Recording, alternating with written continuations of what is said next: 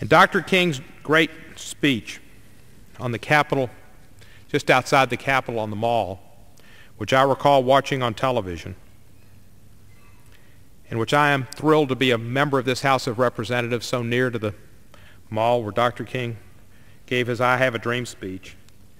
He said, "I have a dream that my 4 little children will one day live in a nation where they will not be judged by the color of their skin, but by the content of their character. I have a dream that one day every valley shall be exalted, every hill and mountain shall be made low, the rough places will be made straight, and the glory of the Lord shall be revealed, and all flesh shall see it together. I have a dream that one day on the red hills of Georgia, the sons of former slaves and the sons of former slave owners will be able to sit down together at the table of brotherhood.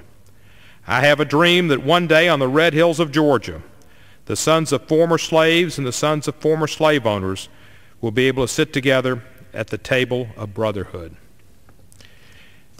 As I said earlier, Dr. King's dream has not totally been achieved, but we're getting closer to it.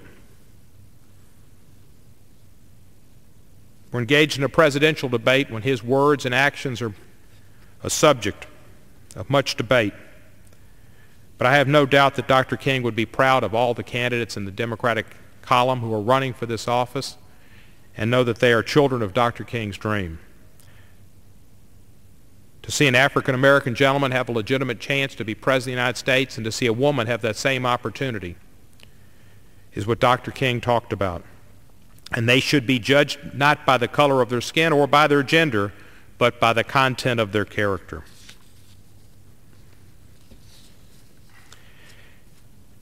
Injustice anywhere is a threat to justice everywhere, Dr. King said.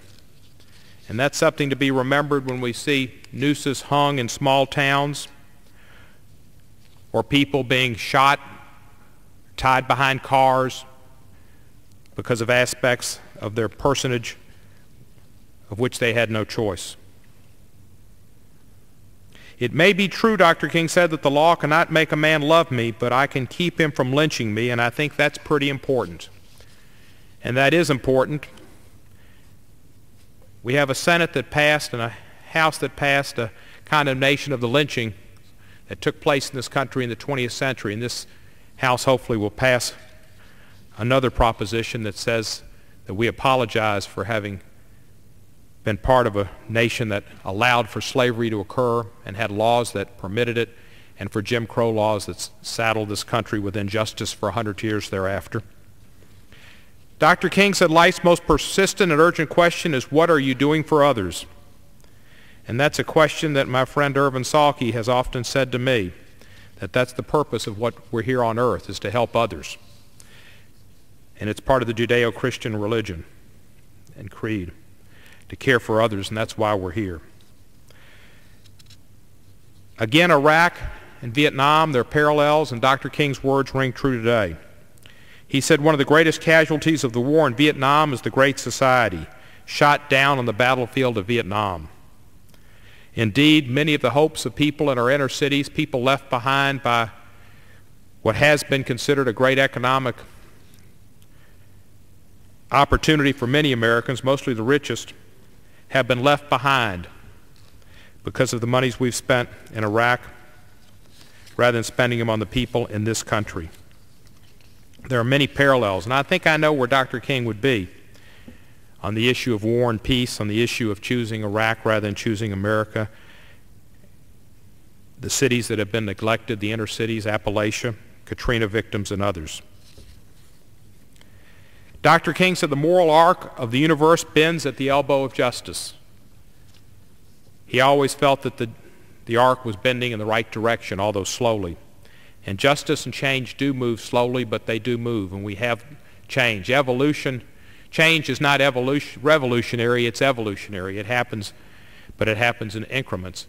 But Dr. King and people like him made it move at a stronger pace, and it's necessary to have agents of change. Agents of change who move the society forward. One of the most prophetic quotes I think that I saw, and there's so many to review in thinking about Dr. King, is he said, the Negro needs the white man to free him from his fears. The white man needs the Negro to free him from his guilt. And I know from my sponsorship of an apology for slavery and Jim Crow and some of the comments I've read.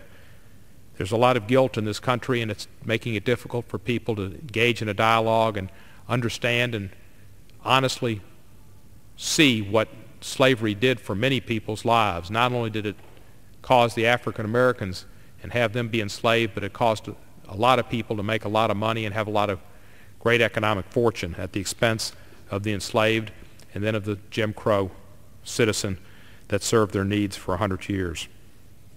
The quality, not the longevity of one's life, is what is important. And I think about Martin Luther King, who died at the age of 39. I think of John Kennedy, who served in this House and lived to the age of 46. I think of his brother Robert Kennedy, who died at age 42 but affected so many of us. And all three of these men affected me in a great way. Their assassinations in 1963 and 1968 affected this world but affected me in a great way. It was the quality, not the longevity of their lives that was important.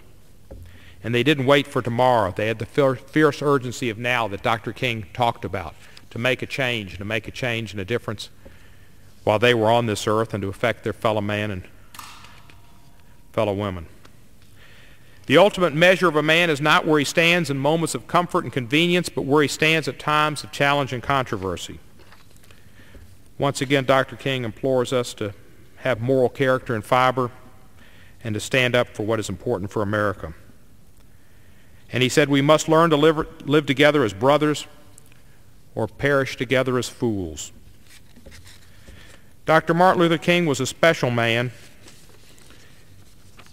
He took his talents and he used them for his fellow man. He inspired us all. This country and this world is much the greater for his life. It is indeed a testament to him that this Congress, under the unyielding leadership of Representative John Conyers, passed a bill to make his birthday a national holiday.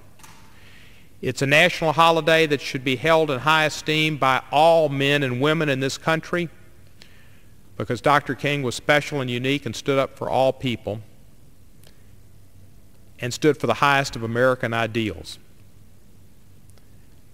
I hope that everybody will take a moment over the weekend and on Monday, the celebration of his birthday, to think about some of the things Dr. King stood for, challenging the system to make it better, for peace, for people who have been left behind in our society, doing for the least of thee, and trying to make the world a better place. My city bears great scars for his death having taken place there, but it was nothing unique to my city. It was something wrong with this country that somebody out there put a reward up for Dr. King's death, and that somebody wanted to claim that reward and didn't have a regard for the humanity of Dr. King. In Memphis now there's a civil rights museum, a national civil rights museum that's dedicated to the civil rights movement and to Dr. King's life and ideals. And I invite and encourage everyone who's to come to Memphis to visit the Civil Rights Museum, which is at the spot where Dr. King was killed, the Lorraine Motel, which has been preserved, and to celebrate his life and to celebrate his values, not only on his birthday but on every day. For Dr. King was a great American, and I am just lucky, as we all are, that he came our way.